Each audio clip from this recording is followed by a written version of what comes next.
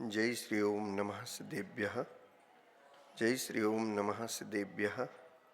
जय श्री ओम नमः सिद्धेभ्यः।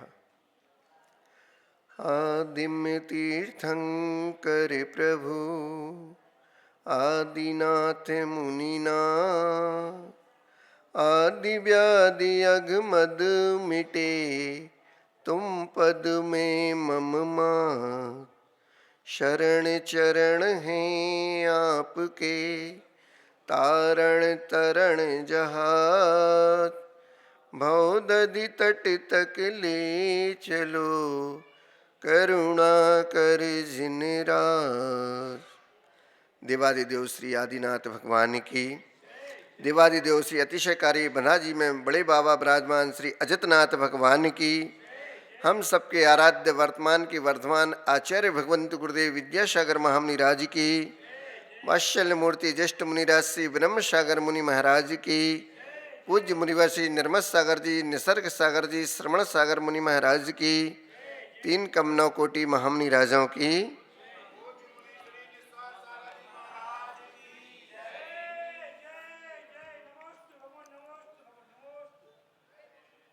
आज का यह पावन पुनीत दिवस हमारे जीवन की लाइफ लाइन को बढ़ाने वाला, प्रभु भक्ति के सोपानों को दिलाने वाला।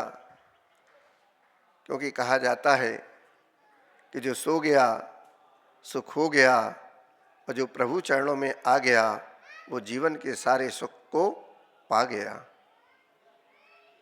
प्रातःकाल में आप सब अपने अपने घरों से इस अतिशय क्षेत्र पर पधारे। दोनों भाव लेकर आए थे। एक तो क्षेत्र की वंदना होगी, श्री जी का पूजन भक्ति अभिषेक होगा। तत्पश्चात जो मुनि संघ वहाँ विराजमान हैं उन मुनि राजों के दर्शन का भी, आहारदान आदि का भी आदि हम सौभाग्य प्राप्त करेंगे। तो आप चल के आए तभी तो आप पाए, नहीं चल के आए सो गए होते तो खो गए होते। सुबह आप लोगों की बोलियां लग रही थीं, होड़ लग रही थी कि मैं पहले अभिषेक करूं श्री जी को, मैं पहले अभिषेक का सौभाग्य प्राप्त करूं। भावनाएं सबकी हुआ करती हैं, पर वो ये बात होती है कि एक अनार 100 बीमार। किसको पहले मौका दे दें तो जो त्याग करता है उसी को प्रथम सौभाग्य मिला करता है। लोग कहते हैं कि बोलियां लगती हैं, बड़े बड़े पैसे वाले बोलियों को लेते हैं, हम लोग वंचित रह जाते हैं। यहाँ तो शुरुआत भी छोटे से होती है और छोटे से बड़े तक सबको सौभाग्य मिलता है यथाक्रम से। परंतु जो त्याग करता है, भारतीय संस्कृति में सबसे पहले उसी को ही महत्व दिया गया है। आपके यहाँ त्याग की पूजा है, योग की पूजा है, भोग की पूजा नहीं है। उन्होंने अपनी चंचला लक्ष्मी का, अपने मोह का त्याग किया, श्री जी के चरणों में कुछ नछावर राशि रखी, तब जाके उनको यह सौभाग्य प्राप्त हुआ। उसके पश्चात आप भी पीछे से आ गए। यहाँ पर कोई छोटा बड़ा तो होता नहीं है, क्योंकि स्वधर्म इंद्र भी जब भगवान का जन्म कल्याणक मनाता है और मायावी बालक को सची के माध्यम से प्रसूति गृह में रखवा कर वहाँ से होनहार तीर्थंकर प्रभु को जब प्रसूति गृह से वह सची इंद्राणी बाहर लाती है, तब प्रभु का रूप देखकर सौधर्म इंद्र अभिभूत होता है, लेकिन तृप्ति को प्राप्त नहीं होता। तब वह अपने 1008 नेत्र बनाता है, उन नेत्रों से प्रभु का दर्शन करता है और अपने नेत्रों को पवित्र करता है, अपने उस देव पर्याय को धन्य करता है और सुमेरु पर्वत पर श्री जी का, होनहार भगवान का अभिषेक करने के लिए ले जाता है।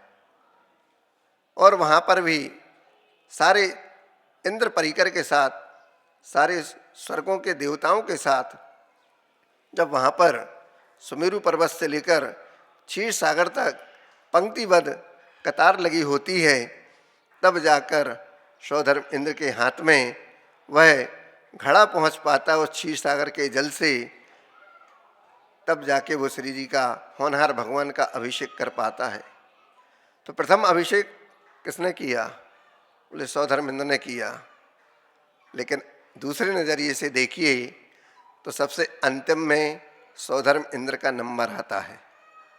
प्रथम अभिषेक तो वो व्यक्ति कर देता है जो सबसे नीचे प्रथम घड़ा उस क्षीर सागर से भरता है, दूसरे हाथ में पहुंचता है, दूसरे से तीसरे के हाथ में पहुंचता है और यहाँ से लाइन पूरी आखिरी तक पहुंचती है और सबसे अंत में वह घड़ा सौधर्मेंद्र के हाथ में आता है, तब जाके वो अभिषेक कर पाता है। कहने में और देखने में तो आता है कि प्रथम अभिषेक सौधर्मेंद्र ने किया। यह तो मात्र एक प्रक्रिया है। आप सबको उस जोड़ने से और उस राशि के माध्यम से उस क्षेत्र के विकास में, उसके नवनिर्माण में, उसकी व्यवस्था में सहयोगी बनते हैं, अन्यथा हमारे क्षेत्र निर्जीव हो जाएंगे। वैसे भी ये स्थान बंधाजी का टीकमगढ़ जिले में है, लेकिन फिर भी थोड़ा अछूता है।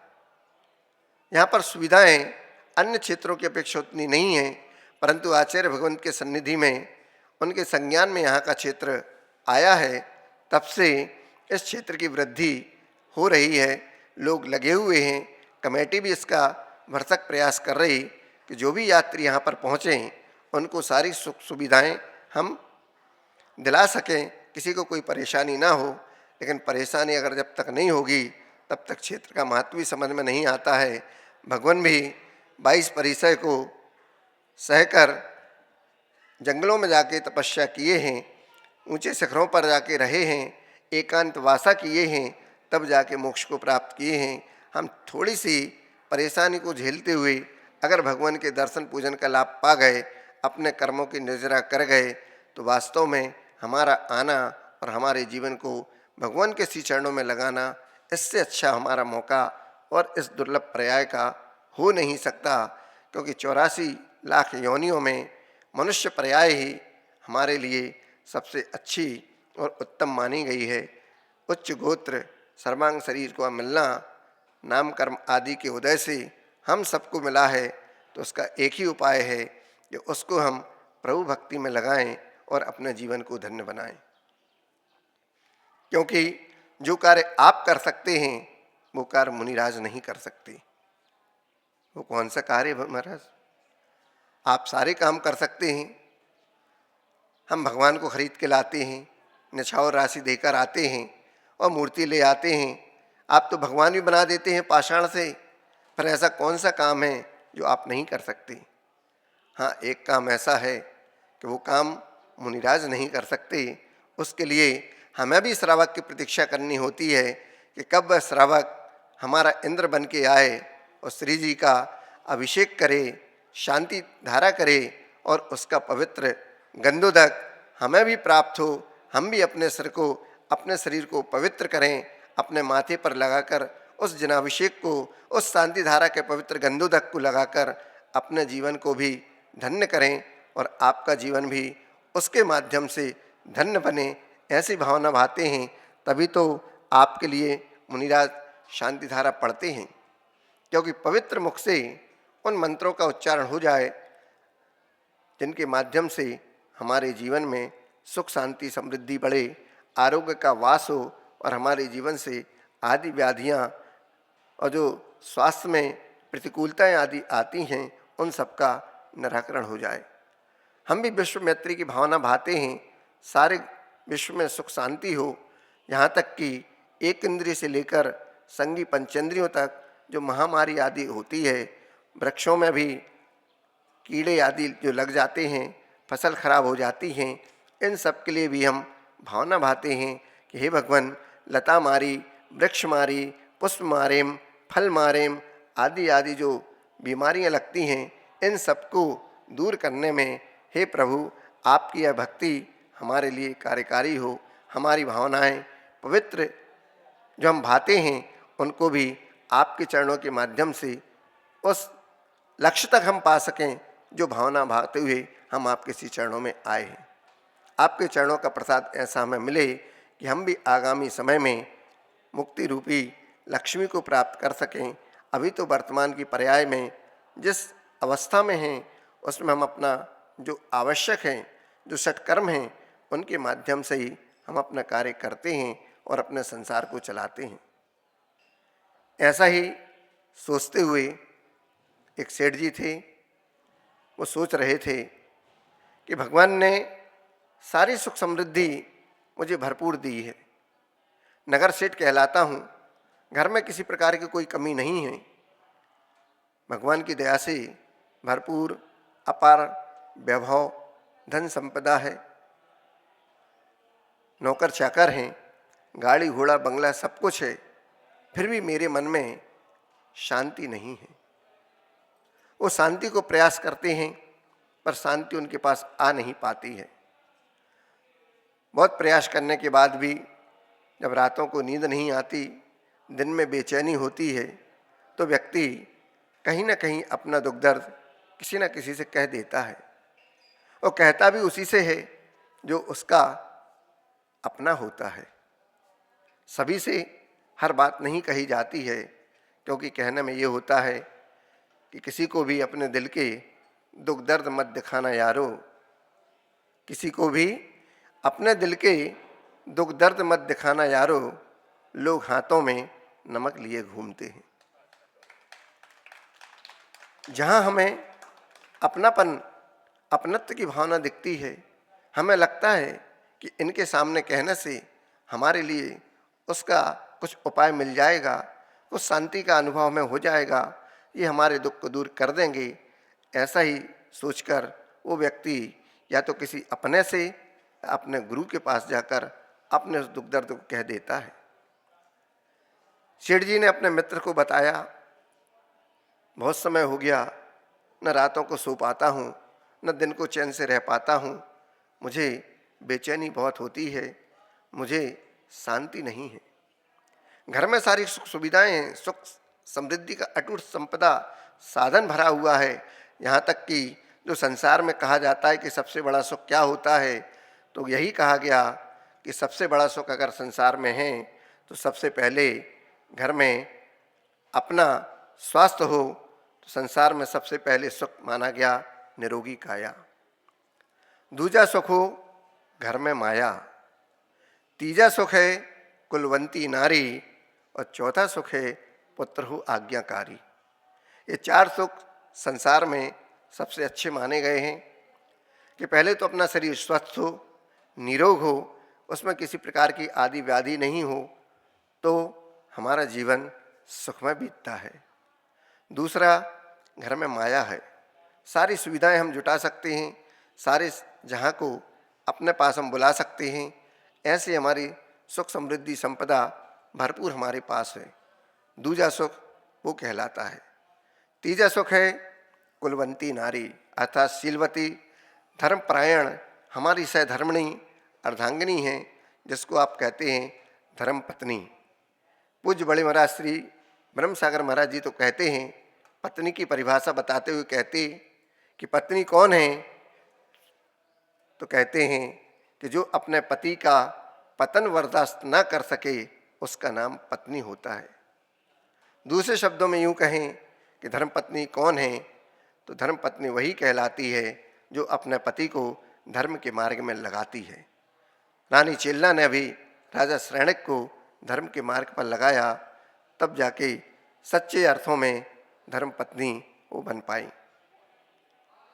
चौथा सुख है पुत्र हो आज्ञाकारी। पुत्र बहुत हुआ करते हैं, संसार में सभी के हुआ करते हैं, लेकिन कपूत और सपूत दोनों ही हुआ करते हैं। पुत्र तो हैं, लेकिन पुत्र के में सपूत कौन है और कपूत कौन है, ये भी देखा जाता है। जो पिता से रोज लड़ाई झगड़ा करता है, पिता की आज्ञा नहीं मानता है, पिता के विपरीत चला करता है, ऐसा पुत्र पुत्र ना होकर कपूत ही कहलाता है। जो पिता की गाड़ी पसीने की कमाई को भी व्यर्थ गंवा देता है, व्यसनों में गंवा देता है, तो उसको हम पुत्र ना कहकर कपूत ही कहा जाता है, क्योंकि सारी धन संपत्ति को एक दिन वो व्यसनों में उड़ा दिया करता है, समाप्त कर दिया करता है। लेकिन जो सपूत होता है वो पिता की आज्ञा भी मानता है और उनके बताए हुए मार्ग पर चलने का प्रयास और पुरुषार्थ भी करता है, और जो उन्होंने जोड़ा है उसको तो हाथ लगाता ही नहीं, उसके बाद वो कहता है कि आपने मुझे इतना बड़ा कर दिया, मुझे पैरों पे खड़ा कर दिया, मैं खुद अपने हाथों से अपने पुरुषार्थ के बल पर उस संपत्ति को कमाऊंगा और आपके जीवन भर सेवा करूंगा। पूत कपूत तो क्या धन संचय, और पूत सपूत तो क्या धन संचय, करना ही नहीं पड़ता। वो स्वयं अपने बलबूते पर, अपने पुरुषार्थ के बल पर उस संपत्ति को बढ़ाता है, कमाता है और पिता की आज्ञा का सिरोधार्य करते हुए अक्षरशः पालन करता है। तब जाके पिता का जीवन सुखमय और धर्ममय बीतता है। तब आगे जाकर व्रतों को अंगीकार करके समाधि संलेखना को वो धारण कर पाते हैं। और ऐसे पिता तभी धार्मिक वातावरण में जी पाते हैं जब उन्होंने अपने संस्कार बच्चों को शुरू से दिए हों। सेठ जी मित्र को अपनी व्यथा सुनाते हैं। मित्र कुछ दिन बाद आता है और कहता है, नगर में बहुत बड़े महात्मा आए हुए हैं, चलें आज महात्मा जी के पास आपकी व्यथा का कुछ समाधान प्राप्त करते हैं। वो महात्मा बहुत पहुँचे हुए हैं, आपके सारे दुख दर्द को हर लेंगे, ऐसा मुझे विश्वास है। सेठ जी मित्र की बात पर भरोसा करके उसके साथ जाते हैं। महात्मा के पास पहुंचते हैं, देखते हैं तो वहाँ पर बहुत भीड़ है। वो एक कोने में बैठ जाते हैं। सुबह से शाम हो जाती है। महात्मा जी जब फ्री हुए, दर्शनार्थी चले गए, उन्होंने अपना संध्या वंदन आदि कर ली। तब जाके सेठ जी बोलते हैं कि मुझे शांति चाहिए। तो महात्मा जी कहते हैं, शांति मैं कैसे दे दूं? बोले, मैंने आपका नाम बहुत सुना है, ये मित्र हमारे आपके पास लेके आए हैं। अब सेठ जी को तो विश्वास था कि जब महात्मा जी के पास पहुँचे हैं तो कुछ हमारे लिए कुछ मंत्र, कुछ तावीज़ या कुछ और भी वस्तु दे देंगे ताकि हमारे जीवन में मुझे शांति प्राप्त हो जाए। पर महात्मा जी ने तो कुछ नहीं कहा। ये कहा कि आज तो मेरा समय हो गया, आप कल आइएगा। सेठ जी वापस चले जाते हैं इसी उम्मीद के साथ कि एक रात तो निकाल दें, सुबह पुनः महात्मा जी कुछ हमारे लिए दे देंगे, मेरे जीवन में शांति आ जाएगी। पुनः पहुंचते हैं। दूसरे दिन आश्रम में पहुँचे, महात्मा जी के दर्शन किए। दर्शन करके जैसे ही बैठे, महात्मा जी ने एक सरसरी निगाह उनके ऊपर डाली और कुछ कहा नहीं, दूसरे लोगों से बात करते रहे। अब सेठ जी को काटो तो खून नहीं कि मैं नगर सेठ, सारा परिचय मैं दे चुका, महात्मा जी मुझे कोई भाव ही नहीं दे रहे। ऐसा होता भी है, आप लोग भी जाते हैं गुरुजी के पास, महाराजों के पास, कभी मिला कभी नहीं मिला समय, कभी धक्के भी खाने पड़े। गुरुजी के पास तो प्राय धक्के खाने ही पड़ते हैं। दिन भर से लाइन में लगे रहते हो, जब दर्शन का समय मिलता है तो या तो गुरु महाराज अंदर चले जाते हैं, उनका समय हो जाता है, या फिर जो बाहर खड़े रहते हैं लोग वो धक्का मार के बाहर भगा देते हैं। तो उसका भी एक आनंद होता है, क्योंकि कहा गया कि पड़े रहो धनी के गांव में, धक्का धक्की के छाँव, और एक दिन ऐसा आएगा कि खुद धनी बन जाओ। तो उस धनी के दर पर भी हम जाकर धक्के खाते रहते हैं। क्यों?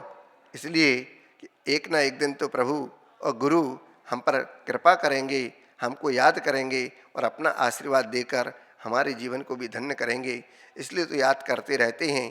कहीं रहें, पहुँचें या ना पहुँच पाएँ आपके चरणों तक, लेकिन जहाँ भी रहें हम अपने देव शास्त्र गुरु को हमेशा याद करते रहें। क्योंकि जब आप उनको याद करेंगे तो याद का उल्टा दया हुआ करता है। तो प्रभु भी आप पर, गुरु भी आप पर एक न एक दिन दया अवश्य करेंगे। इस विश्वास के साथ, इस श्रद्धा भक्ति के साथ वह सेठ जी भी उस महात्मा के पास पहुँचे थे। दोपहर को महात्मा जी ने सीधा कह दिया, आज आपको धूप में बैठना है। सेठ जी दिन भर धूप में बैठे रहे और महात्मा जी बढ़िया उठकर सामने अपनी कुटिया में बैठे। शीतल हवा चल रही थी, ठंडी ठंडी हवा खा रहे थे और यहाँ पर सेठ जी धूप में बैठे थे। अब सेठ जी को देखकर मन में क्रोध तो उत्पन्न हो रहा था, पर कह नहीं सकते क्योंकि मुझे शांति चाहिए। अब शांति मिले कैसे? मन में क्रोध उबल रहा, सामने महात्मा जी के पास शांति का उपाय पूछने आया, उन्होंने हमको धूप में बैठा दिया और खुद जाके शीतल छांव में बैठ गए। तो गलत है ना ये? सामने वाले को कुछ तो सोचना चाहिए ना। पर महात्मा जी ने कुछ नहीं कहा। शाम हुई, अब सेठी क्या करें, उठ के आ गए। पुनः महात्मा जी कुछ नहीं बोले। फिर पुनः सुबह हुई, सेठ जी ने पुनः महात्मा जी के दर्शन किए। महात्मा जी ने कहा, आज आपको भूखा रहना है। इतना सुनना था कि सेठ जी का क्रोध पुनः बढ़ गया। बोले, कल हमको धूप में बैठाया, परसों के हम आए, कुछ बोला नहीं, और आज अभी बोल दिया आज को भूखा रहना है। और इतना कह के कुटिये में चले गए सामने, और बढ़िया 56 भोग सामने हों, महात्मा जी अपना भोजन कर रहे और हमको बोल दिया भूखा रहना है। तो कोई सामने वाला कैसे रहेगा? उपास तो करना नहीं है कि भाई आज मेरा उपास है, बाकी हम सबको खिला दें। अब किसी को भूख लगी और उससे बोल लो भूखा रहना है, और सामने 56 भोग रखे हों और आपको खाने ना मिले, और सामने वाला बढ़िया छक के भोजन करे, कैसे होगा काम? परंतु शांति तो चाहिए है। हम बोल के भी फंस चुके महात्मा जी से, और जब तक वो कुछ नहीं कहेंगे तो हम जा भी नहीं सकते हैं।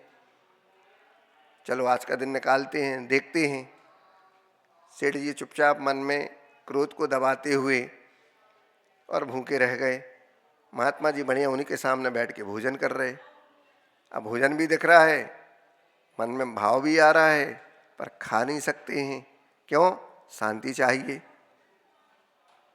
बड़ी मुसीबत। जैसे तैसे दिन निकला। अब पेट में तो चूहे कूद ही रहे, कभी किया नहीं उपास, लेकिन आज भूखा रहना पड़ गया। सेठ जी ने अपना बोरिया बिस्तर उठाया, बोले अब तो यहाँ से चलना पड़ेगा, यहाँ कुछ नहीं मिलने वाला। और जैसे ही सेठ जी जाने को हुए, महात्मा जी उनके भाव को ताड़ गए, समझ गए। उन्होंने कहा, क्यों सेठ जी, घर जा रहे हैं?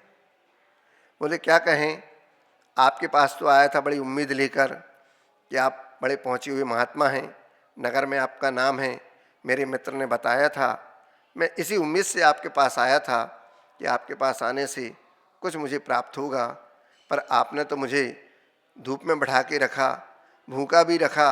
मेरा एक छोटा सा प्रश्न था कि मुझे शांति चाहिए। तो महात्मा जी ने कहा कि मैंने तो आपके प्रश्न का उत्तर उसी समय दे दिया था, लेकिन आप नहीं समझ पाए, तो इसमें मेरी कोई गलती नहीं।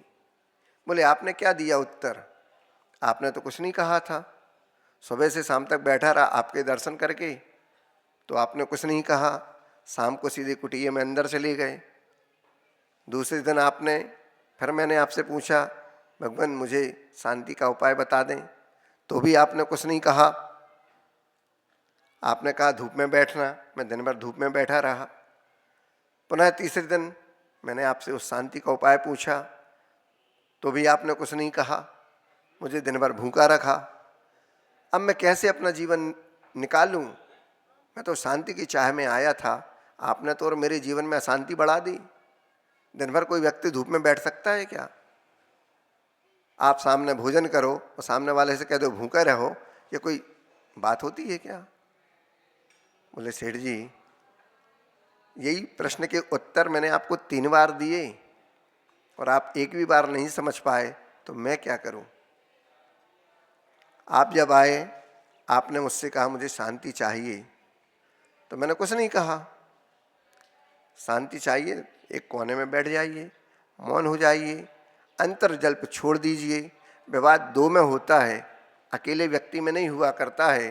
क्योंकि बुंदेलखंड में एक कहावत है कि अकेला व्यक्ति जब जाता है तो उससे पूछा जाता है, कहाँ जा रहे भाई? तो अकेला व्यक्ति मरने जाता है। जब क्रोध में होता है, गुस्से में होता है, तो किसी से कहता नहीं कि मैं मरने जा रहा हूँ, सीधा जाता है, या तो किसी नदी पहाड़ से कूद जाता है, नदी में कूद जाएगा, पहाड़ से कूद जाएगा, या किसी गाड़ी ट्रेन के सामने आ जाएगा। अकेला व्यक्ति मरने जाता है। लेकिन 2 कहाँ जाते? तो बोले मारने जाते। शक्ति बढ़ जाती। 1 से भले 2 नहीं, 1 से 1 11, 1 से 1 2 नहीं, 1 पे 11 होते हैं और वो मारने जाते हैं। शक्ति बढ़ जाती ना। तो उसी प्रकार जब 2 बार मिलते हैं तो वाद विवाद प्रारंभ हो जाता है। अकेले व्यक्ति में कभी लड़ाई नहीं होती। लेकिन हमेशा दो व्यक्ति मिले नहीं कि लड़ाई चालू होती, बातों का सिलसिला चालू होता, पर वो निंदा प्राण कभी रुकता नहीं। तो एक दूसरे की बुराई पे प्रारंभ होते हुए लड़ाई और अंत में हाथापाई या लड़ाई झगड़े तक ही पहुंच जाती है। अंत में कोर्ट केस भी पहुंच जाते हैं। तो इसलिए मैं मौन था, आपसे कुछ नहीं कहा। आपको शांति मिल जाएगी। आपको वो चीज़ भी समझ में नहीं आई। आपसे कहा धूप में बैठ जाओ और मैं छाया में बैठा रहा, ये बात भी आपको समझ में नहीं आई। शांति आपको चाहिए, धूप आपको लग रही तो उठ के शांति में शीतल छाया में पहुंच जाते। मैं तो छाया में बैठा था, लेकिन मैं शांति का उपाय कैसे बता दूं आपको? मेरा भोजन मैंने किया, आपसे बोला भूखे रहो, आपको क्रोध आ गया, तो शांति कहाँ आई? अशांति बढ़ी ना। तो उस अशांति का उपाय क्या था दूर करने का? कि भोजन कर लेते। मैं तो भोजन कर रहा था, आप आते तो मना करता भोजन के, तब कहते आप तो आए नहीं भोजन करने। मैं इसलिए सामने भोजन कर रहा था कि भोजन देख के आपको भूख बढ़ जाए और मेरे पास आप आ जाएं तो दोनों मिलके भोजन करेंगे। लेकिन आप तो आए नहीं, आप केवल क्रोध अपने अंदर दबाते रहे, उबालते रहे, लेकिन शांति के लिए आपने प्रयास नहीं किया। तो जो अशांति के कारण थे कि आपको धूप लग रही थी, आप शीतल छांव में आ जाएं, आपको शांति मिल जाए। आपको भूख लगी थी, भूखा रहने का मैंने कहा। आपको क्रोध आ रहा था, आप भोजन करने आ जाते, क्रोध समाप्त हो जाता। तो अशांति हमारे अंदर है और शांति भी हमारे अंदर है। हम उपायों को खोजने का प्रयास करें। किसी के कहने से या किसी के देने से हमारे जीवन में शांति नहीं आएगी। जिस प्रकार हमारा भोजन करने से हमारा पेट भरता है, हमें धूप लग रही, हम छाया में जाके बैठ जाएं, शीतलता का उपाय कर लें, उसका कोई उपचार कर लें, हमारे जीवन में शांति आ जाएगी। तो भगवान की पूजन भक्ति भी हमारे लिए एक निमित्त मात्र है। उनके भावों को उद्घाटित करने का जो भगवान ने पाया, वो अंदर शक्ति आपके भी है और हमारे अंदर भी है। हम उनके गुणों का गुणानुवाद करके उनके जैसा बनने का प्रयास और पुरुषार्थ करें, तभी जीवन हमारा सार्थक होगा। अन्यथा एक त्रियंश और एक मनुष्य में कोई अंतर नहीं होता। उनके भी संज्ञाएं हुआ करती हैं, उनके भी बच्चे हुआ करते हैं, उनका भी भोजन पानी हुआ करता है। ऐसे ही हमारा जीवन भी होता है। इसके अलावा और क्या है? इसलिए मनुष्य हम श्रेष्ठ कहलाते हैं, ताकि हमारे जीवन में सोच विचार कर हे उपादेय का, अच्छे बुरे का, लाभ हानि का आदि हम ज्ञान करते हैं, हमें ज्ञान होता है। इसलिए तो हम संगी पंचेंद्रिय मनुष्य कहलाते हैं। अन्यथा क्रियाएं हमारी भगवान से विपरीत रहें, देवशास्त्र गुरु से विपरीत रहें, व्यसनों में लिप्त रहें, पंचेंद्रिय विषयों में रहें, तो हमारे जीवन का कल्याण न होकर अकल्याण ही होगा और जीवन हमारा कभी भी सुख समृद्धमय नहीं हो सकता। अशांति का वातावरण हमारे हाथ में ही है, तो हम उनके अशांति के कारणों के कारण हमारा जीवन भी अशांत रहता है। हम शांति के कारणों को अपनाएं और प्रतिदिन भगवान की पूजन भक्ति करें। ऐसा नहीं हो कि हमारे जीवन में अशांति अशांति बनी रहे और हम एक दिन अशांत होकर ही इस संसार को छोड़कर चले जाएं। तो अंत में शांति हमारे जीवन में कहीं नहीं प्राप्त होगी। शांति को पाना है तो शांति के उपाय भी करना होंगे, और शांति का उपाय केवल भगवान की पूजन भक्ति वैष्णव को छोड़कर जीवन में व्रतों को अंगीकार करके उनके अनुरूप सद आचरण करेंगे, तो ही हमारे जीवन में शांति का प्रादुर्भाव होगा और हमारा जीवन सुख समृद्धमय हो। इस मंगल भाव के साथ देवादिदेव श्री अजितनाथ भगवान की, संत श्रोमणी आचार्य भगवंत गुरुदेव विद्यासागर महामुनि राज की